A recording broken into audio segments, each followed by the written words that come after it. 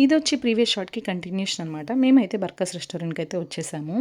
మేమెప్పుడు బర్కస్‌కి వెళ్ళినా outdoor sitting కూర్చుందామంటే ఐగ్లూస్ అనేవి book అయిపోయి ఉండి టైమ్ పీరియడ్ వెయిట్ చేయాల్సొచ్చి ఇంకా మేమైతే ఛాన్స్ లేక ఇండోర్‌లో కూర్చొని ఫుడ్ అయితే తినేసి ఇంటికైతే వచ్చేసేవాళ్ళం అనమాట. సో, ఈసారి మేము ఖచ్చితంగా ఇగ్లూలో అయితే కూర్చోవాలని ఫిక్స్ అయ్యాము. వాళ్ళొచ్చి వెయిటింగ్ టైమ్ 1 అవర్ చెప్పారు.